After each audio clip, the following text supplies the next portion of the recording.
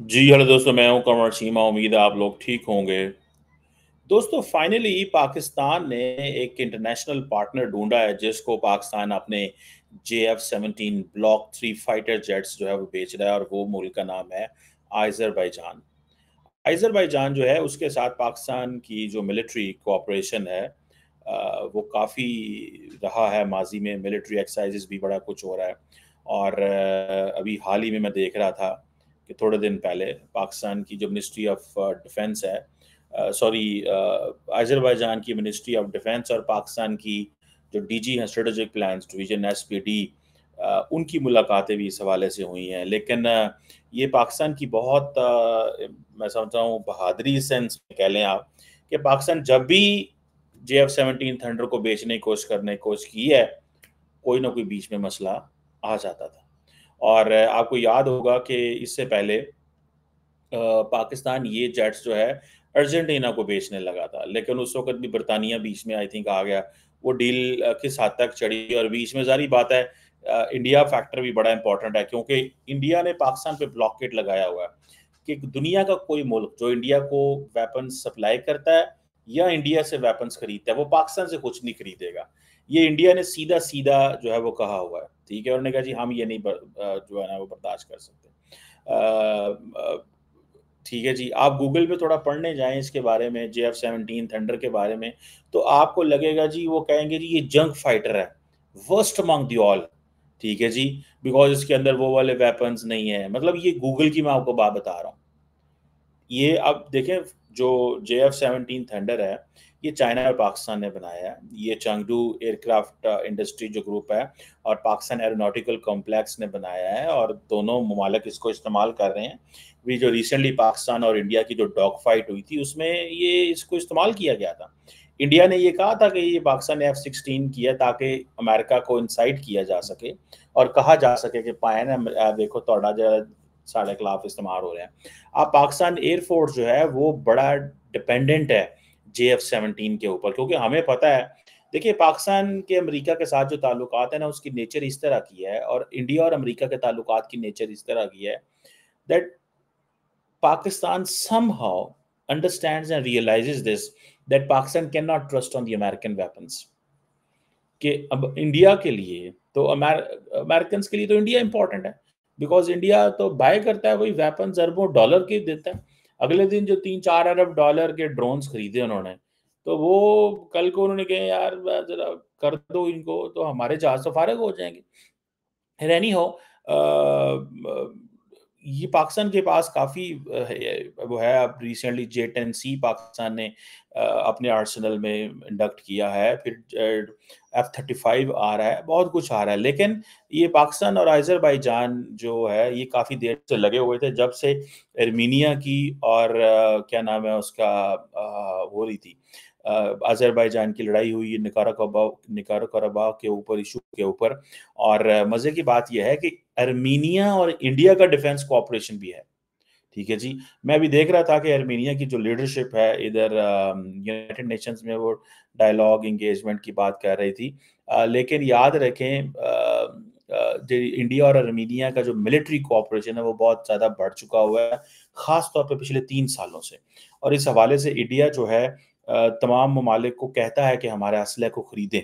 मैं इस चीज़ में मेरी थोड़ी-सी observation, understanding and assessment and information मौजूद है कि इंडिया बहुत सारे मुल्कों को ये कहता है कि हमारा वेपन्स खरीदें। इंडिया बहुत सारे मुल्कों को ये कहता है कि UN सिक्योरिटी काउंसिल में जाके हमारे लिए लॉबिंग करे। सो इंडिया बेसिकली, इंडिया की जो लॉबिंग है वो इस हवाले से काफ़ी कामयाब है कि वो फ्रेंच प्रेसिडेंट को भी कह लेते हैं हमारे लिए बोलो, वो इंडिया उसको पोर्चुगल प्राइम मिनिस्टर को भी कह लेते हैं, वो यूके के प्राइम मिनिस्टर को भी कह लेते हैं, वो भूटान को भी कह लेते हैं, वो और मुल्कों को भी कह लेते हैं। So they have been doing this. But anyhow, ये जो पाकिस्तान की है कि पाकिस्तान जो है वो JF-17 थंडर उनको दे रहा है, ये पाकिस्तान के लिए तो बहुत बड़ी बात है भैया। ये कोई आसान काम नहीं थोड़ा ही है कि ये वेपन्स बेच लेना। और फिर ये है कि ये पाकिस्तान और चाइना की प्रोजेक्ट है। सो चाइना भी ज़ाहिर बात है इस हवाले से, लेकिन पाकिस्तान की जितनी भी आर्मी, ये जो मैन्युफैक्चरिंग है बड़ी स्लो है। ठीक है। अब पाकिस्तान ये कह रहा है जी कि हमने वो ये असला दिया है, ठीक है जी, कॉन्ट्रैक्ट साइन हो गया है। और जिसे वो कहते हैं ना, इससे पहले पाकिस्तान ने ये म्यांमार और नाइजीरिया को भी दिए थे। लेकिन मैंने आपको बताया ना कि पाकिस्तान नहीं दे सका।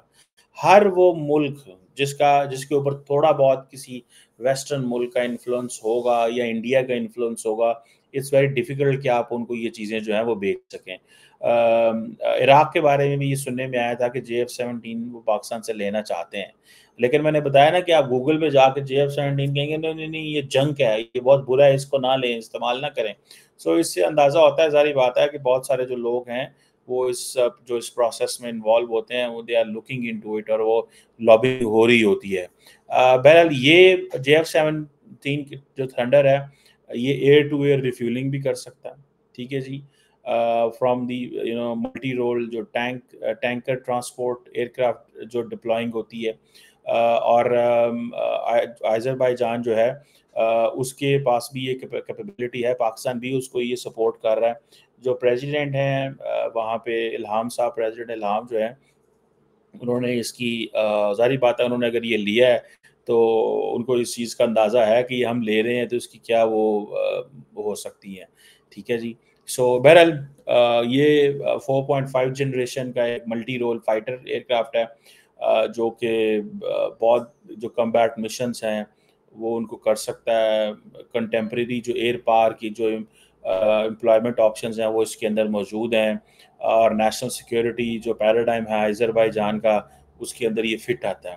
और पाकिस्तान और अज़रबैजान के ताल्लुकात जो हैं ये इम्पोर्टेंट हैं। ये पैसों का ज़िक्र नहीं हुआ। देखें, पाकिस्तान के लिए बड़े मसले मसाइल हैं। पाकिस्तान हर रोज़ जाके नहीं बता सकता कि हमने इससे इतना पैसा कमा लिया या इतना कर लिया। अक्सर ये कहा जाता है कि जी पाकिस्तान जो है वो ये जो जहाज़ हैं, ये जी क्या राफ़ेल का मुकाबला कर सकते हैं कि नहीं कर सकते। राफ़ेल की अपनी पोज़ीशन है, इसकी अपनी पोज़ीशन है। ठीक है जी। और पाकिस्तान मुसलसल हर साल डिफेंस एग्जीबिशन करता है, और वो डिफेंस एग्जीबिशन करने का मकसद ही ये है, ठीक है ना जी। अब देखें, असल में प्रॉब्लम यह है कि आज़रबाईजान और आर्मीनिया की जो लड़ाई है वो थमने को नहीं आ रही, और it's been long long time. और पाकिस्तान और आज़रबाईजान, हम तो मिलिट्री कोऑपरेशन कर रहे हैं दोनों मुल्क, लेकिन उधर से इंडिया और आर्मीनिया भी मिलिट्री कोऑपरेशन की तरफ जा रहा है। ये मैं आपको बता दूँ उसमें, ठीक है जी। डॉक्टर जयशंकर जो हैं वो कंटिन्यूअसली मिल रहे हैं उनकी लीडरशिप में, ठीक है जी। और कहा जाता है कि अभी जो हाल ही में डॉक्टर जयशंकर 2021 में आर्मीनिया गए थे, लेकिन उसके बाद ये समझे 1992 के बाद पहली दफ़ा हुआ है कि ये एक वहाँ पे गए हैं। सो मेरा ख़्याल है कि जैसे ही पाकिस्तान ने ये महसूस किया कि सॉरी आर्मीनिया ने ये महसूस किया कि पाकिस्तान अज़रबैजान के साथ ताल्लुकात हैं, वो इंडिया की तरफ चल पड़े। और अब ज़ाहिर बात है, Armenia India military and political जो रिलेशंस है उसमें इंडिया को तो आपको पता है ऑलरेडी आत्मनिर्भर भारत की बात करता है। आर्मीनिया इस हवाले से भी कामयाब नज़र आएगा कि वो कहेगा कि जी ठीक है, हमें तो जो है वो अगर हम इंडिया से लेते हैं चीज़ें तो हमें वेस्टर्न जो डिफेंस इक्विपमेंट तक भी एक्सेस मिलेगी, या वो टेक्नोलॉजी भी इस हवाले से मिलेगी। अब कहा जा रहा है कि इंडिया और आर्मीनिया के भी एक नए फ़ेज़ है ताल्लुकात की और मिलिट्री कोऑपरेशन की, जिसमें जो आर्मीनियन डिफेंस मिनिस्टर हैं वो राजनाथ सिंह से कंटिन्यूअसली मिल रहे हैं, और जो इंडियन एयर फोर्स है वो अपनी प्रेजेंस आर्मीनिया के अंदर बढ़ा रही है, ठीक है। सो इससे आप अंदाज़ा कर सकते हैं कि किस तरह के रिलेशंस हैं। और दूसरा यह है कि इंडिया में और आर्मीनिया की सुनने में आया कि जो military parades, military exercises, military movements, exhibitions, ये सारा वो कर रहे हैं। जॉइंट वर्किंग भी है डिफेंस डिपार्टमेंट की दोनों मुल्कों की। और इंडिया जो है वो कंटिन्यूअसली कह रहा है कि हम आपके साथ कोऑपरेशन कर रहे हैं। सो ये आपको पता है, Azerbaijan is very close to Turkey. Azerbaijan is close to Pakistan, और ये एक पाकिस्तान, अज़रबैजान और टर्की एक फ्रेमवर्क भी मौजूद है। इसी तरह आर्मेनिया, इंडिया, ईरान एक फ्रेमवर्क भी मौजूद है। Armenia, India, France, Greece forward भी मौजूद हैं। सो इंडिया जहाँ पाकिस्तान की तो ज़ाहिर बात है रिसोर्सेज नहीं है, इतना कुछ नहीं है। वो फिर अगर आई विश के पाकिस्तान थोड़ा सा इस तरह इफेक्टिवली एक्टिवली थोड़ा सा पार्टिसिपेट कर सकता, कंट्रीब्यूट कर सकता, तो चीज़ें थोड़ी और हो जाती थी। लेकिन हम वो उस तरह है नहीं उस गेम में। तो उसका हमें बहुत ज़्यादा जो है ना वो नुकसान हो रहा है। आई विश कि हम उस गेम में होते थोड़े से और थोड़ा-सा हमारा एक इन्फ्लुएंस ज़्यादा होता। लेकिन मौका ही नहीं मिलता, पाकिस्तान की लीडरशिप को अपनी चीज़ों में मसरूफ़ रहते हैं। अगर हमने एक जगह F-17 थंडर बना लिया, उन्हों बना-बना के चुम-चुम के रखे है और हमें चाहिए था कि चाइना के साथ मज़ीद पार्टनरशिप्स करते, क्योंकि बाकी वेस्टर्न वर्ल्ड तो हमें लिफ्ट नहीं कराती, मुँह नहीं लगाती। और उसमें उनको पता है कि अगर हमने इनको कर दिया तो अ, इंडिया नाराज़ हो जाएगा, सो वो इंडिया को भी नाराज़ नहीं करना चाहते। सो ये एक चीज़ जो है हमारे सामने है। सो अज़रबैजान और इंडिया की सॉरी पाकिस्तान की जो मिलिट्री कोऑपरेशन है उसकी भी काफ़ी ज़्यादा देखें, जब पाकिस्तान के स्ट्रेटेजिक प्लान डिवीज़न की लीडरशिप जाके मिलती है ना किसी मुल्क को, ये they are the very sensitive people. Strategic plans division, ये जो स्ट्रेटेजिक प्लान डिवीज़न है, it works under the national command authority, NCA. And NCA जो है वो आपको पता है फिर एक उसके पास सारा कुछ है, मिसाइल कैपेबिलिटी न्यूक्लियर वेपन्स हैं, सारा कुछ उनके पास होता है। सो एसपीडी इज इसका जो डीजी है वो बड़ा इंपॉर्टेंट पर्सन है और ये एक उसको है वो। सो इसमें ये भी देखना होता है कि जब एसपीडी की लीडरशिप जाके मिल रही है तो इट मीन्स द कोऑपरेशन और भी बहुत सारे होंगे। ज़ाहिर बात है पाकिस्तान ने उनको अपनी और चीज़ें भी दिखाई होंगी अज़रबैजान को, कि तुम इसके बाद ये भी ले सकते हो, ये भी ले सकते हो। सो बहुत सारे ऐसे ममालिक जो डेवलपिंग कंट्रीज़ हैं पाकिस्तान जैसे, जितनी भी जंगें होती हैं इनको फ़ायदा होता है। अब फॉर एग्ज़ाम्पल यूक्रेन की वॉर में हम पाकिस्तान की हुकूमत तो कहती है कि हमें बड़ा नुकसान हुआ है। नुकसान इस सेंस में हुआ कि इन्फ्लेशन हुई है, ऑयल सप्लाई के मसले हुए हैं, सप्लाई चेन के मसले हुए हैं, लेकिन पाकिस्तान ने बिलियन डॉलर का असला भी बेचा है यूक्रेन को, ठीक है? जिस तरह इंडिया ने भी यूक्रेन को असला बेचा है। इंडिया ने भी यूक्रेन को असला बेचा, लेकिन इंडिया ने यूरोप को बेचा और वो आगे यूरोपियन कंपनियों ने यूक्रेन को बेच दिया। पाकिस्तान ने अमेरिकन कंपनियों को बेचा और अमेरिकन कंपनियों ने आगे यूक्रेन को दे दिया। सो अमूमन फ़ायदा ही होता है। अब इंडिया जो है वो आर्मेनिया को असला बेचेगा, पाकिस्तान अज़रबैजान को असला बेचेगा।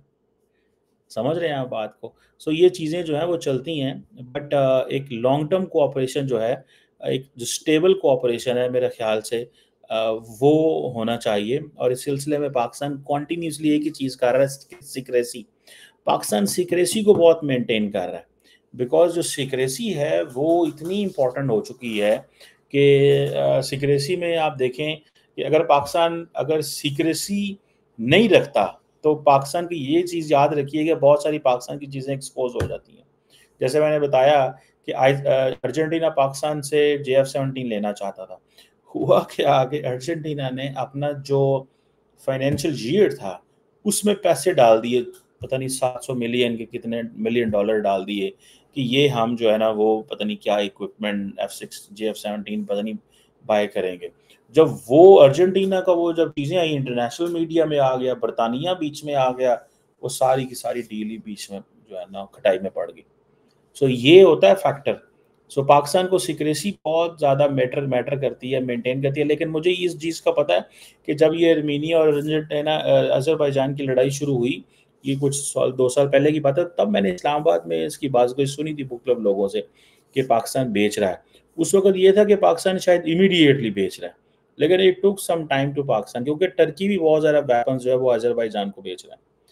Turkey is also selling that kind of a weapon to Azerbaijan और बड़ी तादाद में बेच रहा है। पाकिस्तान भी बेच रहा है। सो सो लेट्स सी कि क्या Pakistan will be in a position कि हम इसको और भी मुल्कों को बेच सकते हैं या कि हम जो है बस एक दीवार ही हुंदा है। ठीक है, लेकिन क्या इराक कितना को ले सकता है? अब Iraq is not a rich country. I उसने नाइजीरिया ने लिया है और म्यांमार ने लिया। म्यांमार और आपको पता है is already an anti west country. So ये भी देखना होता है कि आप उस ग्रुप का हिस्सा हैं कि नहीं। इंडिया उस ग्रुप का हिस्सा है जो प्रो वेस्ट है, वहाँ पे फिर एक एक्टिविटी नहीं जनरेट होती, बड़ी मल्टीपल एक्टिविटी जनरेट होती है। पाकिस्तान का ये है कि हम उस ग्रुप में जा रहे हैं जो कि सारे एंटी वेस्ट ग्रुप हैं, जो कि पाकिस्तान के लिए प्रॉब्लम है। ठीक है। इंडिया को तो एडवांटेज है कि वो दोनों साइड्स को मेंटेन कर रहा है। और मजबूरी है, दुनिया की मजबूरी है इंडिया के साथ एंगेज करना। हमारे साथ मजबूरी नहीं है, इसीलिए तो हमारे लीडर को भी कोई नहीं मिला। ठीक है, हमारे वज़ीर-ए-आज़म को भी बेचारे कोई नहीं मिला और इतनी खाली न्यूयॉर्क फिर के तो वापस टूर चला है। तो लेट्स सी क्या होता है, पाकिस्तान किसी और मुल्क को असला बेच पाता है F-16 या नहीं, इट्स अ बिग क्वेश्चन।